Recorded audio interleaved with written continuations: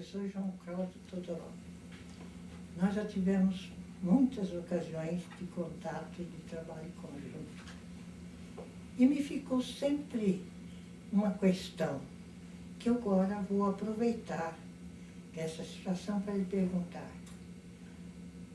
O que foi para você, conte para nós, que eu acho que é importante, voltar para a Universidade de Brasília depois que nós tivemos que deixar? Foi muito difícil voltar para Brasília. Não foi uma decisão pessoal. Foi muito uma decisão de família e por isso eu acabei relutando. Eu sabia que ia ser muito mais difícil do que continuar em Ribeirão Preto. Eu tinha uma situação muito boa em Ribeirão Preto. Eu já tinha tudo preparado para a minha livre docência, muito incentivado pelo professor Jorge Ambrus, que era titular do departamento, mas havia toda uma questão de família em Brasília. E eu, no fim, acabei resolvendo enfrentar a situação em Brasília e voltar.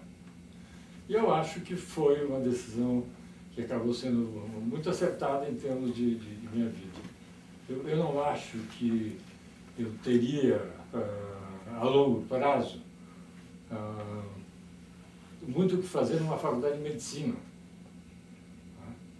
E no fim, Brasília, apesar de todas as dificuldades de voltar para uma situação que era completamente diferente, e pelo contrário, era para uma situação que era muito conflituosa. Havia toda uma vontade de resgatar o que a gente tinha começado a fazer e, ao mesmo tempo, havia uma situação em que a universidade era dominada exatamente por aquelas forças que tinham colocado a gente para fora. Então, foi uma decisão difícil, uma decisão que durou quase um ano para ser tomada, mas eu acabei saindo de Ribeirão e indo para Brasília. O que você pode nos contar dessa sua experiência como docente que chegou à reitoria da Universidade de Brasília, em termos do curso de psicologia daquela universidade? Eu não sei, eu acho que as coisas são todas muito relacionadas, né? Quando nós chegamos lá em 64, eu cheguei dia 10 de maio de 64, pouco mais de um mês depois do golpe militar. E já havia uma movimentação entre os professores que estavam lá, os instrutores, como eu era, né? De algum tipo de organização. Então, nós iríamos continuar com os planos da universidade, mas, por outro lado, era necessário haver algum tipo de organização. E eu fui eleito, naquela época, presidente da Associação dos Instrutores da UNB em junho de 1964.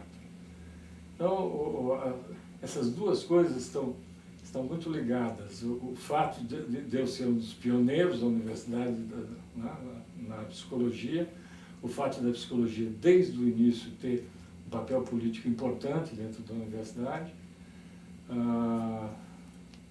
E isso, no transcorrer dos anos, vai acabar levando sempre a situações onde o passado, mais ou menos, determina quais são as possibilidades de você fazer alguma coisa no futuro, né?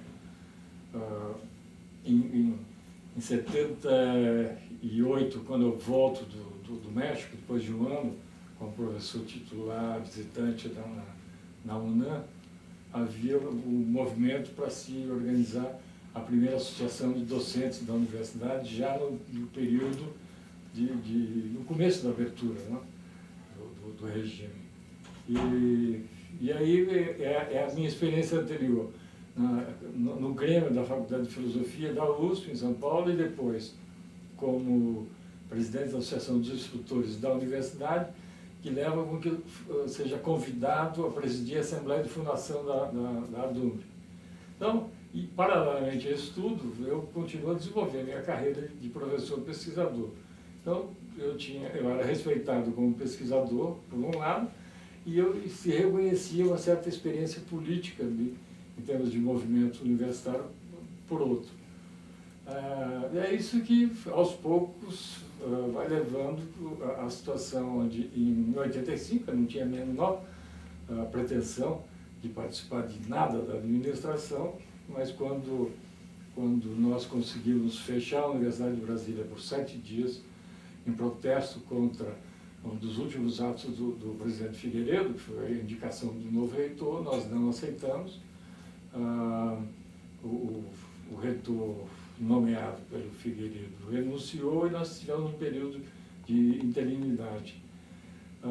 Para essa interinidade eu fui chamado para o decanato de pesquisa e pós-graduação, por conta da minha carreira de pesquisador, né? E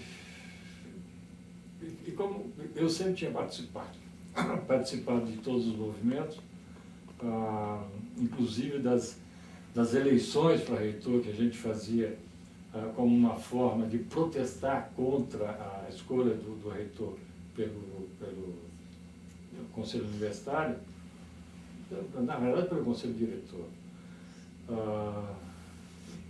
Eu sempre participei disso como uma espécie de obrigação, nós tínhamos que participar, né? E quando a gente escolhe o Cristóvão para ser o nosso candidato a reitor, nós todos trabalhamos juntos para eleger o Cristóvão. Mas nesse trabalho meu nome acabou aparecendo e eu acabei sendo eleito depois vice-reitor, né? Então eu acho as duas coisas muito ligadas. Quer dizer, a minha carreira como pesquisador, como professor, sempre, para mim, envolveu também uma preocupação com a política da universidade. E é isso que leva, no fim de todo esse processo, a eu ser eleito reitor em 93. Diante desse percurso e do êxito que você foi alcançando naquilo que você estava fazendo como docente, como pesquisador e como reitor, eu me pergunto qual é a sua experiência, qual é o que você sente estar agora ligado a universidades particulares. É uma experiência nova. Que você... É uma experiência nova. Quer dizer, eu passei a vida inteira lutando, e eu continuo a lutar pela universidade pública, gratuita, de qualidade. Tanto que eu sou aposentado da Universidade de Brasília, mas continuo lá como pesquisador associado. Eu estou trabalhando mais agora até do que trabalhava antes. Mas, por outro lado, o fato de estar aposentado me deu a chance de ter outros tipos de atividade. A Universidade Católica de Goiás, por exemplo, eles passaram um ano, mais ou menos, conversando comigo, insistindo para que eu ajudasse na consolidação do mestrado. Eu não queria, como não quero sair de Brasília, e eles aceitaram os termos de colaboração que não exigiam que eu estivesse lá a semana inteira, todas as semanas. E nós temos um programa cada vez melhor, produzindo alunos de muito boa qualidade, e eu me sinto cada vez mais envolvido com a própria desenvolvimento da Universidade Católica de Goiás. Com relação ao IESB, né, Instituto de Educação Superior de Brasília, eu fui pedir um favor à Eder, a diretora. Eu conheço já de uns 20, 30 anos, e ela trabalhou comigo quando eu fui reitor da universidade. Ela dirigiu a cátedra da Unesco de ensino à distância. E um amigo nosso estava em dificuldades, não tinha condições de pagar a mensalidade da filha. Eu fui lá verificar se eles não podiam dar uma bolsa. Na conversa, eles perguntaram se eu não gostaria de montar um curso de psicologia. Eles não tinham psicologia e sugeriram que eu poderia pensar no curso. Então, o que me atraiu aí foi, pela primeira vez na vida, poder pensar o curso a partir do zero. O projeto inteiro foi meu. Eu achei que eu ia ficar só com o projeto. No fim, acabaram me convidando para coordenar o curso. Mais uma vez eu coloquei as condições. Eu não quero deixar o UNB, a minha prioridade são os alunos. No momento eu tenho 2 candidatos ao doutorado, 5 candidatos ao mestrado, 4 bolsistas de iniciação científica na UNB. Então, a partir do momento em que eu pudesse não deixar a Católica de Goiás, não deixar a UNB e ter controle sobre o novo curso, eu aceitei a coordenação. Então, é uma experiência muito boa. Eu estou podendo fazer algo que eu nunca consegui fazer na UNB. Eu sempre quis retomar o PSI, tá? E nós começamos. Eu fiz conferências pelo mundo inteiro, citando os fatores que às vezes impedem com que uma organização aceite o método, né? E finalmente eu tinha a chance de falar, bom, se eu posso ter um curso onde eu decido quem eu vou contratar, eu decido o que e como ensinar, eu posso ter condições inclusive, condições de equipamento e de recursos, né, para montar laboratórios. E eu estou gostando da experiência, apesar de ser um ensino pago. Você acha que nós temos condições, sem demorar muitos anos, de realmente ampliar o número de pesquisadores na área de análise de comportamento? E chegar a dar uma contribuição significativa para o país? Eu acho que sim. Nós temos, em termos do conhecimento necessário, nós temos esse conhecimento. O meu único receio é uma queda na qualidade da formação do pessoal. Por exemplo, a começar do ensino inicial, introdução à análise experimental do comportamento. Eu acho que na maior parte dos cursos do país, essa introdução é ensinada de maneira muito perfunctória. Por motivos históricos, nós temos um laboratório com caixas de Skinner em cada um desses cursos, mas na maior parte dos casos, os professores que usam esse material não sabem o que é que estão fazendo. Em alguns lugares, mesmo quando os professores sabem, a passagem pelos alunos no contato com os ratos na caixa é uma passagem muito rápida e perfunctória. A questão aí seria verificar de que maneira a gente podia reavivar isso, né? Retomar esse interesse. E uma coisa que me preocupa é que dentre os próprios colegas com formação em análise de comportamento começam a aparecer aquelas sugestões de que, quem sabe, a gente podia dispensar o uso de animais no ensino e começar diretamente com análise de comportamento. Eu tive uma experiência interessante agora no IESB, porque a importação do equipamento demorou um pouco e o curso teve que começar sem laboratório. Então, alguns desses professores foram meus alunos, mas não passaram por aquela formação que a gente teve, né, mais antiga, acharam que não tinha problema começar a ensinar o que nós chamamos de processos básicos de aprendizagem, deixando a experiência com o laboratório para o final. E depois eles mesmos perceberam a confusão que foi. A primeira vez que eles começam o curso sem que os alunos tenham acesso ao laboratório.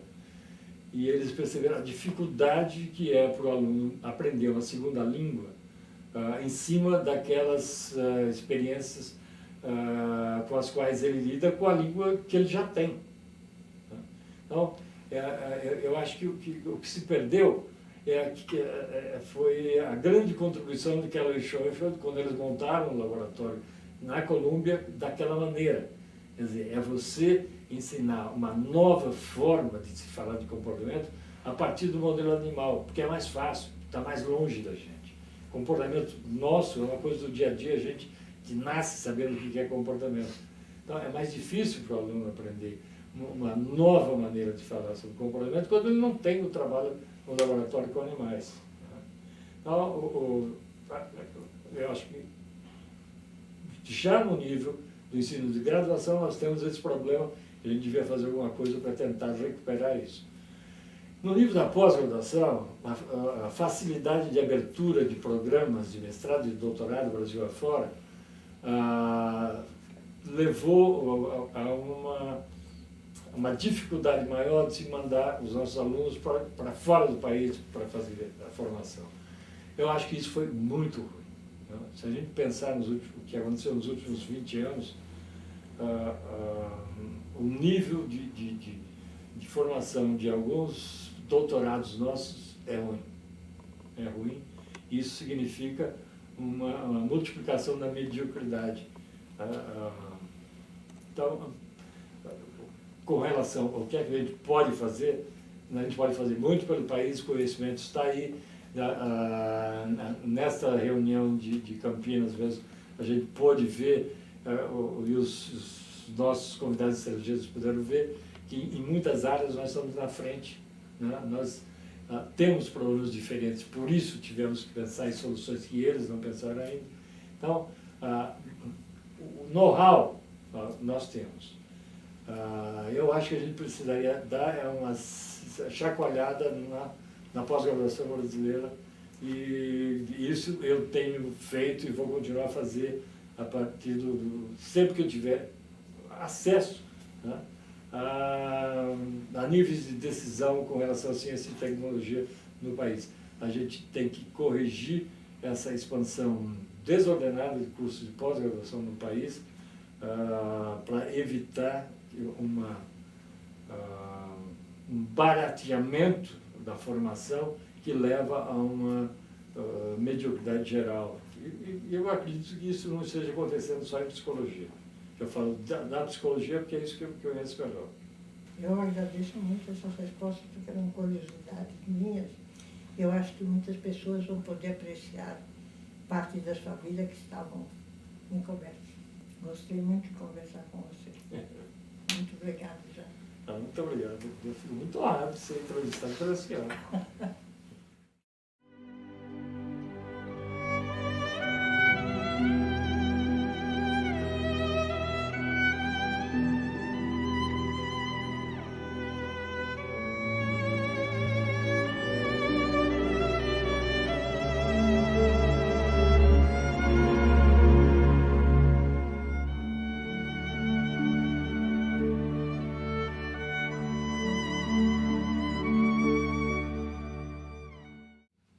Professor João Cláudio, meu orientador desde Ribeirão. Eu tenho uma porção de perguntas que eu queria te fazer, mas eu vou começar com uma lá dos primórdios. Eu conheci você quando você estava acabando de chegar do doutorado. Depois de todas as experiências aqui no Brasil, você passou um tempo lá, fez o seu doutorado. Você estava acabando de chegar, e eu me lembro que já naquela época você era uma pessoa que mostrava entusiasmo e uma certa confiança de que era possível fazer coisas, que elas iam dar certo. Essa coisa, vai dar certo, para mim é o mote. Quando o João Cláudio disse que vai dar certo, a gente tem uma grande confiança de que vai dar certo. Eu queria saber, naquela época, você, acabando de chegar, se você tinha planos bem definidos, se você tinha alguma clareza do que você achava que era importante fazer na psicologia, na análise do comportamento, e se você tinha ideias, se essas coisas puderam ser concretizadas ou se depois você foi tendo que... Se a vida, enfim, te levou para outros rumos do que aquilo que você esperava. Não, eu acho que a formação que nós recebemos em Brasília, né, o grupo de Brasília, como foi bem colocado várias vezes pela professora Carolina, eu acho que a ideia era que a necessidade era formar pesquisadores. Eu voltei, a minha vida era tranquila, eu tinha uma missão na vida, a minha missão na vida era formar pesquisadores, era desenvolver pesquisa básica, que não havia no país, a gente estava começando, e Ribeirão foi ótimo, porque com o apoio que a gente recebeu, primeiro do laboratório do GREF, na farmacologia, e depois da própria Faculdade de Filosofia, e com uma carga horária muito baixa, né? Havia tempo para se dedicar para a pesquisa e para a formação de alunos. Tanto que eu aceitava até alunos que estavam começando o segundo ano. Quero voltar agora a um ponto mais recente. Nós conversamos um pouco ontem e eu vi que você retomou hoje essa preocupação com como a análise do comportamento está sendo ensinada. Tem muita gente boa fazendo coisa muito boa, mas também nós sabemos que tem uma enormidade aí dos pseudo-laboratórios de análise do comportamento. Eu gostei muito que você falou sobre o ensino da nova linguagem, na resposta para a professora Carolina, e fiquei pensando em todas as condições que você tem lá em Brasília, se você não poderia, como é que eu vou dizer isso? Se você não poderia dar uma contribuição para a solução desse problema aí, nessa questão de... Quer dizer, não se trata de preparar outras pessoas, porque você já está preparando no UNB, você já está formando doutores, outros colegas estão formando no UNB em outros lugares. Mas o problema é que esses doutores não estão lá naqueles cursos, né? Você acha que é um caminho esse de tentar preparar esse pessoal? Olha, eu acho que há diversas maneiras de a gente retomar esse assunto. Eu acho que a gente esqueceu um pouco que é preciso convencer os outros de que a maneira de ensinar tem que ser repensada, que a gente não pode reverter para formas tradicionais de transmissão de informação na sala de aula. Às vezes eu sinto falta daquela motivação, daquele entusiasmo que nós tínhamos quando estávamos começando o PSI. Esse entusiasmo com dizer, olha pessoal, nós sabemos como ensinar, só que nós não estamos fazendo isso na sala de aula. Por isso eu gostei demais de um artigo de um aluno meu do mestrado na Católica de Goiás, que eu já levei para trabalhar comigo lá no IESB, né? Ele é um dos 2 professores que ensina processos básicos de aprendizagem. E ele ficou entusiasmado com o PSI, entrou na internet e descobriu tudo que é feito hoje em dia, né, com o PSI, descobriu como você pode melhorar muito o que a gente fazia 40 anos atrás com o uso de informática, e escreveu um trabalho. Ele da iniciativa dele, escreveu alguma coisa em cima de textos que ele tinha lido num curso que eu dei no mestrado em Goiás.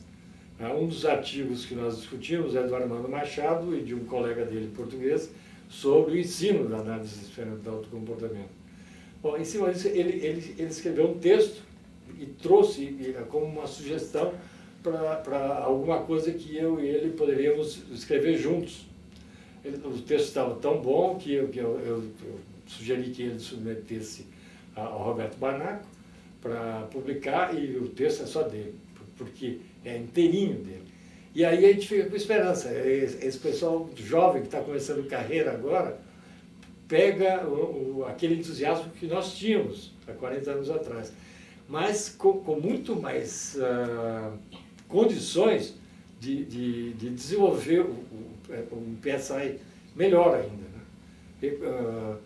Hoje em dia, grande parte do que a gente fazia, que podia ser visto como estranho, porque o aluno não ficava dentro da sala de aula o tempo todo, com as facilidades da informática de hoje, por exemplo, não há grande mais diferença entre o ensino presencial e não presencial. Então, dependendo de como você usa a informática, você o seu aluno pode estar em Manaus, você está aqui. Então, o Márcio Moreira escreveu um artigo e acabou de ser publicado, saiu na revista agora, com o título Casa de Ferreiro, Espeto de Pau, certo? Que é o que está acontecendo com a análise do comportamento no Brasil. Quer dizer, nós estamos cada vez mais com um contingente cada vez maior de analistas do comportamento, grande parte deles em frente de um quadro negro, falando para os alunos, transmitindo informações para os alunos, o que é uma aberração. Deviam ser expulsos do clube da análise do comportamento, né? Quem faz isso. Eu vou pegar o seu mote, Casa de Ferreiro, Espeto de Pau, para fazer outra pergunta aqui que eu estava querendo fazer. Você também, nessa mesma linha, falou, professora Carolina, que nós temos o conhecimento, temos a tecnologia. A questão é fazer. E aí eu perguntaria para você, por que você acha que não estamos fazendo? E aí eu estou falando de fato da análise do comportamento poder ter um impacto sobre questões sociais, questões mais relevantes, sobre educação, sobre saúde, sobre uma série de problemas que a gente vê, questões ambientais que a gente tem. Por que a gente não vê aquela promessa de que a análise do comportamento pode contribuir? A gente não vê como a gente gostaria que fosse, eu acho. Eu acho que você disse isso, que a gente não vê. Eu tenho a impressão de que a gente não vê. Mas você é um otimista inveterado, então você vê um caminho para isso? Como é que você pensa? Bom, em primeiro lugar, com relação a PSI, método Keller, há um problema.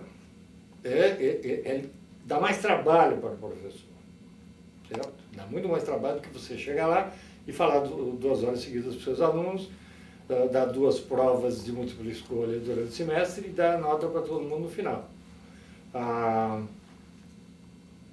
Então, tem que haver um incentivo para isso. Eu consegui um incentivo para lá em termos desse curso que nós estamos começando em Brasília, pagando em dobro a hora-aula para o professor trabalhar com essa área, que dá mais trabalho.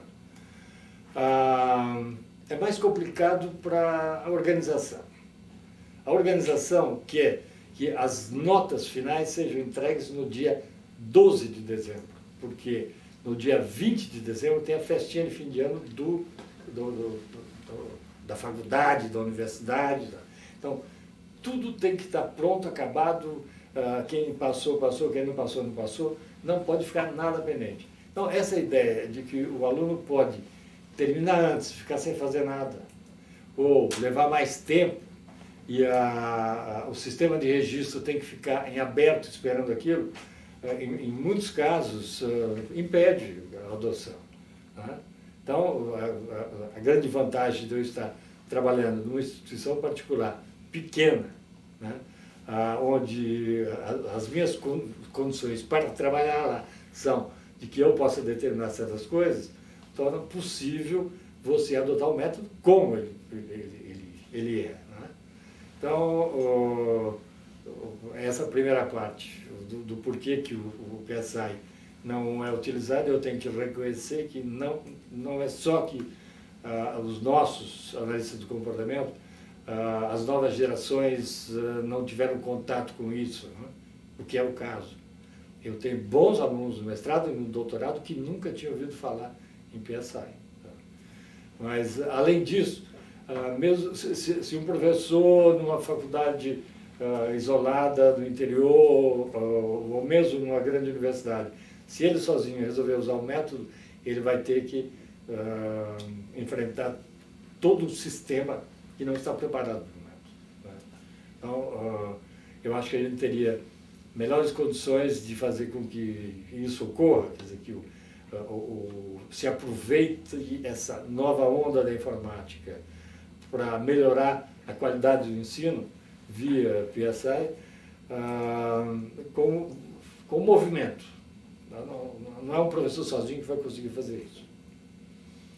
Com relação a todas as outras áreas sociais em que a análise de comportamento poderia estar atuando, e atua, mas muito timidamente. Uma outra iniciativa.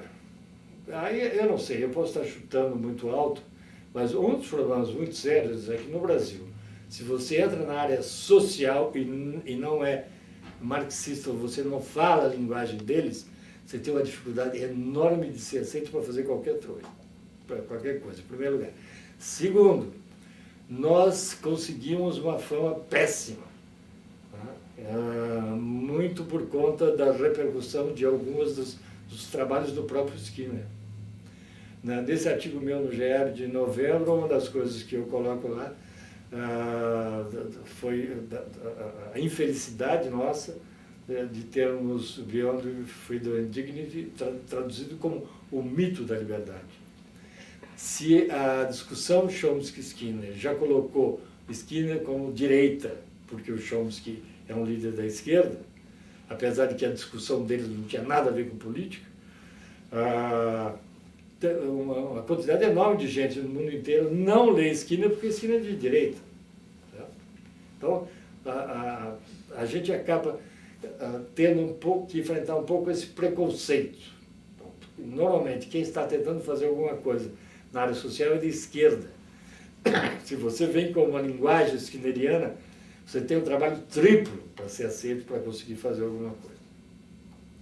Agora, por outro lado, a formação que nós damos em análise de comportamento é uma formação muito individualista. É uma formação que para muito na análise do comportamento de indivíduos. É uma formação que vai até 1/3 do ciência e comportamento humano. Outro dia mesmo eu estava desafiando a audiência. Duvido que 10% dos presentes tenham lido o ciência e comportamento até o fim, porque nenhum dos nossos cursos de graduação exige isso. Então, a análise de comportamento é vista muito como uma atividade profissional ótima para você tratar daqueles casos que ninguém mais consegue tratar. Então, se o problema é autismo, eles chamam analista de comportamento. Se o problema é a criança que não aprende de jeito nenhum e eles não conseguem uma explicação para aquilo, chama o pessoal de São Carlos, o pessoal de São Carlos resolve. Então, a imagem profissional que nós temos, um pouco é isso. A riqueza da contribuição na análise do comportamento, no exercício profissional, eu acho que mesmo nos Estados Unidos ela ainda não apareceu, ela ainda não se desenvolveu. E eu acho que nós temos melhores condições de fazer isso aqui do que eles têm lá. Porque a situação deles lá é cada vez mais complicada, há toda uma caça às bruxas no que se refere ao trabalho com animais, não só na psicologia, qualquer área. Eles dificultam cada vez mais o trabalho com animais. Hoje em dia é mais fácil você dar choque em humanos do que dar choque no rato. Antigamente a gente dava choque no rato para não dar choque em humanos.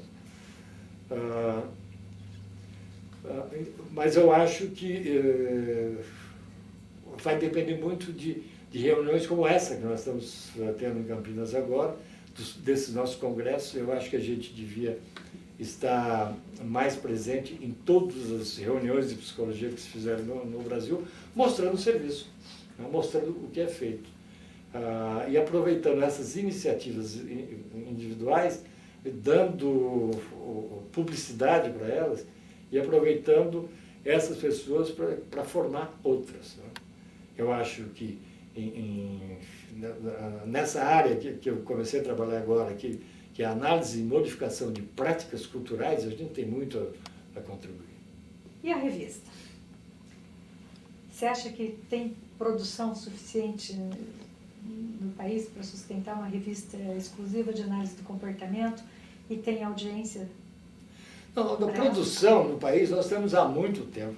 Um problema muito sério nosso é que é uma tradição antiga, eu não sei de onde vem essa tradição, mas é de que as teses de mestrado, os doutorados definidos, eles são muito elogiados e vão para a biblioteca. Eles ficam na parede. Nunca houve muito incentivo, agora começa a haver um pouco, daquilo ser transformado em publicação, por exemplo. Antigamente não tinha nem revista onde publicar. Publicar no exterior é difícil, então tem muita coisa de ótima qualidade nas prateleiras. Então, uma revista como a nossa, que estamos começando agora, né, o Brazilian Journal of Behavior Analysis, eu acho que daria para a gente ter os 3 ou 4 anos de publicações garantidas, simplesmente garimpando nas bibliotecas das universidades as coisas que estão lá, que são boas e que não foram publicadas. Então, eu estou muito animado com relação a isso. E eu acho que vai depender muito da nossa capacidade de garimpar, de ir atrás das pessoas, de convencer as pessoas de que o trabalho delas é importante e que elas têm um dever de publicar. E garantir que o trabalho delas não vai ser bem recebido. Esse é um problema muito sério nosso. Nós, brasileiros, a gente detesta ser criticado, né? Então, eu conheço muita gente que mandou um trabalho para publicar fora do país, como ele veio cheio de sugestões de modificação, a pessoa fica ofendida e não mexe mais com aquilo. Se eu fosse fazer isso, eu não tinha publicado nada. Eu gosto de mostrar para os meus alunos a história de cada um dos meus primeiros artigos do GM, as trocas de cartas. O trabalho, quando era publicado, ele é uma obra coletiva. O autor principal é aquele que sai ali, mas tem muita gente que colabora para que o trabalho seja. Então, se a gente adotar esse tipo de filosofia para a nossa revista, irmos atrás dos bons trabalhos que existem e ajudar a colocar esses trabalhos num formato adequado, a revista está garantida. Agora, aproveitando uma pergunta que você fez antes, sobre a minha confiança e o fato que desde o início, né, naqueles tempos de Ribeirão que você me conheceu, a minha colocação é, vamos que vai dar certo. Isso vem muito da minha experiência anterior, né? Eu comecei a trabalhar aos 15 anos. Quando eu chego à USP, eu tinha 3 anos de vendedor de imóveis. Né? Então, para você sobreviver como vendedor, você tem que saber vender uma ideia. E essa é uma das coisas que eu acho que me ajudou bastante. Né? Aquela primeira reunião nossa. Se eu não vendesse a ideia de que ela fosse possível e convencesse cada um de que ela seria possível, não daria para sair. Porque só foi possível acontecer a reunião, e agora só está sendo possível acontecer a revista, porque inúmeras pessoas acreditam que é possível e dão o seu trabalho. Porque se você acha que não vai dar certo, você não arrisca o seu tempo, o seu trabalho, a sua preocupação. Então, eu acho que o meu papel tem sido esse, de dizer, não, esquece. Quando alguém reclama do outro, eles esquecem que lá a gente chama mais, vamos embora que a coisa vai dar certo. Que bom, professor. Foi muito bom mesmo poder conversar esse pedaço aqui. Fora os outros que a gente vai continuar aí pelos corredores.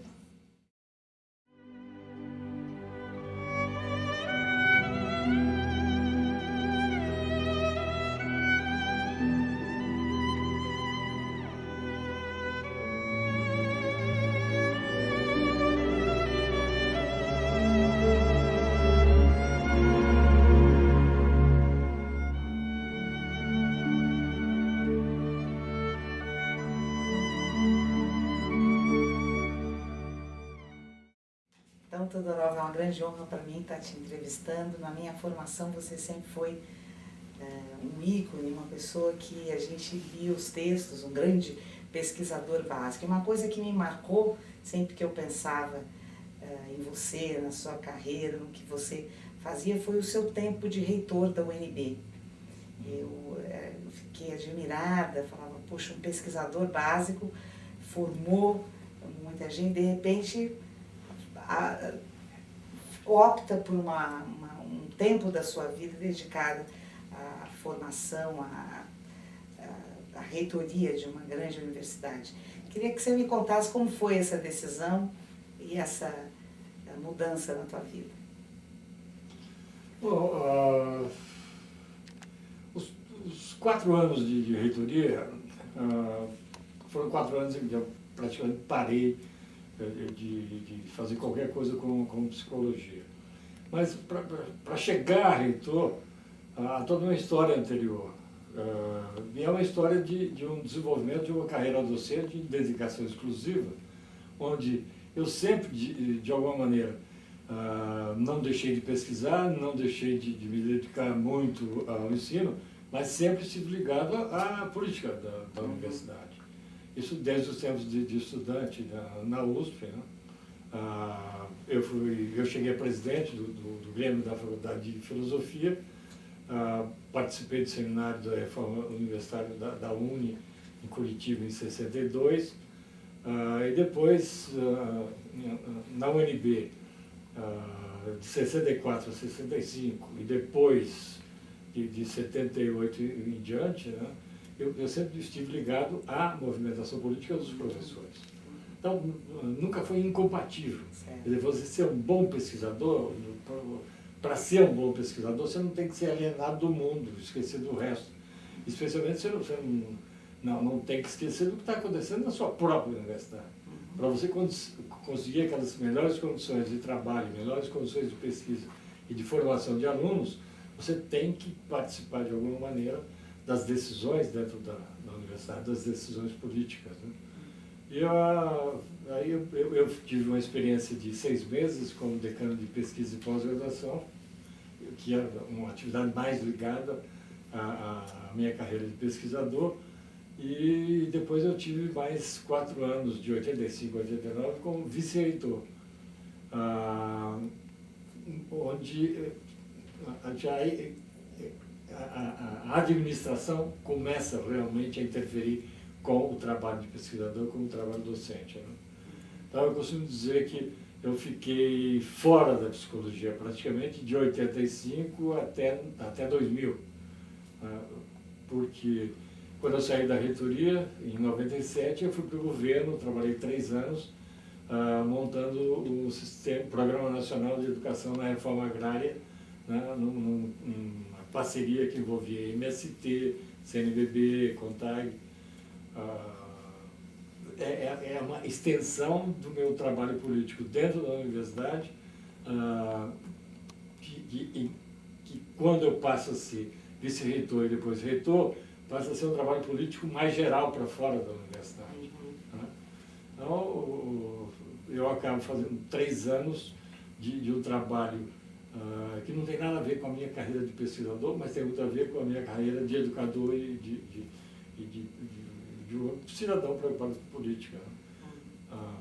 Mas aí, terminados esses 3 anos, o programa está instalado, existe no orçamento do governo federal, né, já essa verba para a educação nos assentamentos da reforma agrária, e aí eu voltei para a psicologia. Eu acho que essa temporada, eu acho que foi um tempo curto da minha vida, que eu passei fora da pesquisa, fora de uma dedicação total à pesquisa. Foi interessante, mas eu estou felicíssimo nessa volta agora a trabalhar só com psicologia. E às vezes as pessoas estranham, tanto entusiasmo, né? Mas é que eu estou recomeçando. Eu tenho 17 anos para recuperar agora nessa volta à psicologia.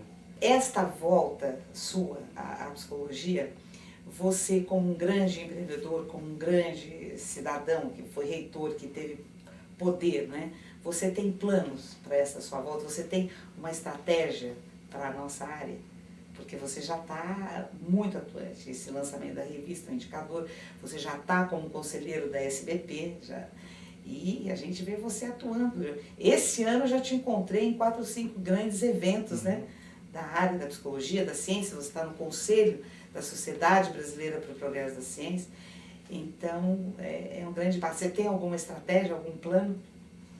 Bom, a ideia é continuar a trabalhar com psicologia, a desenvolver essa área nova, né, de análise e modificação de práticas culturais, que está me entusiasmando bastante. Eu acho que eu não terminei ainda, existe muita coisa para fazer na área de quantificação da lei de efeito. Eu gostaria de retomar o que eu fiz em controle reversivo, né? Existem coisas muito importantes ainda a serem feitas na área de controle reversivo e, infelizmente, os americanos, por exemplo, estão impedidos de trabalhar com isso. Então, eu acho que enquanto a gente não imitar os americanos, como costumamos fazer em várias outras coisas, e enquanto nós pudermos trabalhar com mais liberdade, temos de controle agressivo, eu deveria aproveitar esse tempo. Agora, por outro lado, o passado persegue a gente, como eu estava dizendo antes, né? O fato de você ter alguma experiência com política estudantil foi determinando a minha atividade como professor. Eu era chamado para as coisas.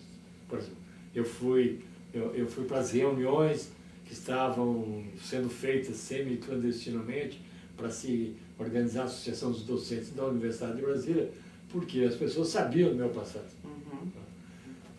Eu fui convidado para presidir a Assembleia de Fundação porque as pessoas sabiam que eu tinha experiência de dirigir a Assembleia. E eu estou sossegado de volta à universidade, trabalhando só com psicologia, quando me chamam para a SBPC. Eu fui fui conselheiro da Secretaria Regional da SBPC em Brasília e, de repente, me convidam para o Conselho Nacional da SBPC. E lá aparece esse assunto, reforma universitária. Bom, dali quem é que tem alguma experiência com reforma universitária? Eu tinha experiência tanto enquanto estudante, depois como professor e depois como reitor, com o assunto, e eu sou convidado para coordenar a Comissão de Reforma Universitária. Então, eu não sei até onde eu vou poder ficar só com psicologia. Existem outras coisas que a gente não pode deixar de fazer. Mas eu tenho um programa de vida assim, pela frente, não vai faltar assunto para mim. E eu tenho tido muita sorte de trabalhar com ótimos estudantes. Uma das coisas que motiva muito a gente é o entusiasmo do aluno.